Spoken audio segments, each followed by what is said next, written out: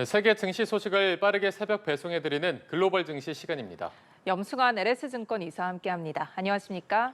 네, 안녕하세요. 네, 미 공화당 감세안의 미 하원 통과가 있었고요. 또 국채금리 하락도 있었는데 뉴욕 증시 3대 주가 지수는 뚜렷한 상승세를 보이지 못했습니다. 어떻게 해석하셨습니까? 네, 장 초반에는 사실 이 트럼프의 감세 법안이 통과되고 나서 재정 적자가 이제 더 크게 증가할 것 같다. 그러니까 미국 부채가 좀 감당할 수 없을 정도로 계속 늘어나는 거 아니냐는 그런 우려 때문에 뭐 금리도 오르고요. 미국 증시도 좀 빠졌지만 오후장 들어서 일단 금리가 상승이 조금 이제 그 완화되고 하락세로 좀 오히려 반전이 됐고요.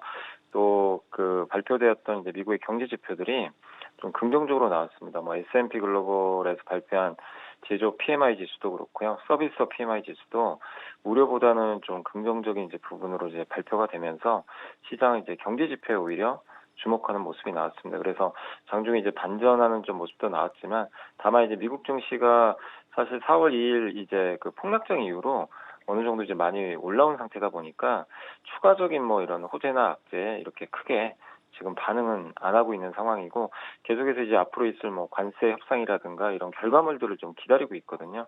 그러다 보니까 일단 장 초반 좀 약세를 보였지만 또 장중에 또 반등도 나왔지만 방향을 전혀 잡지 못하고 좀 갈팡질팡하면서 오늘 좀 미국 증시는 좀 굉장히 지지부진하게 좀 마무리를 했다라고 말씀을 드리겠습니다. 예, 뉴욕 증시 뚜렷한 상승세를 보이진 못했는데 다른 종목들에 비해서 기술주들의 상승세가 그나마 두드러졌거든요. 종목별 상황도 짚어주시죠. 네, 기술주들은 괜찮았습니다. 오늘 그 테슬라가 1.92%좀 상승했는데 미국에서 이제 파이퍼샌들러에서 로보택시에 대한 기대감이 높아지고 있다고 하면서 긍정적인 좀 평가를 내렸거든요. 그래서 뭐 일론 머스크도 이제 6월 말까지 로보택시 이제 텍사스 오스틴에서 출시하겠다고 또 약속을 했기 때문에 투자자들의 시선은 이제 6월 달로 넘어가는 것 같습니다. 그래서 오늘 좋은 모습을 보였고요. 또 엔비디아라든가 알파벳 같은 이제 그 기술 대표주들도 좀 긍정적인 평가에 주가가 한 1% 가까운 좀 상승세로 보였습니다. 다만 오늘 이제 가장 큰 사실 좀 주인공은 양자 컴퓨터 관련주라고 좀 보시면 되겠고요. 특히 뭐 아이온큐가 오늘 36%나 폭등을 했는데 구글의 양자 컴퓨터 개발 책임자인 그 율리안 켈리가 향후 5년 내에 양자 컴퓨터 상용화 좀 가능할 수 있을 것 같다고 좀 언급을 했거든요. 그래서 고전 컴퓨터로 할 수 없고 양자 컴퓨터로만 할 수 있는 프로그램 나올 것 같다. 이런 이제 언급을 하자 기대감에 의해서 주가가 좀 급등을 했고요. 반면 오늘 태양광주들은 되게 안 좋았습니다. 썬런이라는 이제 주택용 태양광 업체가 37%나 폭락을 했는데 이번 트럼프 감세 법안에서 주택용 태양광이 지급하는 그 이제 세액공제 이제 보조금이죠. 요게 원래 2034년까지 지급하기로 돼 있는데 2025년까지로 단축돼 버린 거죠. 그래서 보조금 축소가 되면 주택용 태양광 시장이 좀 힘들어지지 않을까 해서 주가가 좀 태양광주들이 크게 오늘 하락을 했습니다. 네, 앞서 말씀드렸지만 일단 미국의 국채 금리가 전반적으로 하락하면서 시장의 불안감은 소폭 해소되는 모습이었습니다. 추가적인 호재나 악재에 흔들리지 않을 것이라고 말씀해 주셨는데 앞으로의 시장 상황은 저희가 어떻게 봐야 되겠습니까? 일단 이제 계속 좀 시장은 저는 혼조세로 좀 보고 있는 이유가 뭐냐면요.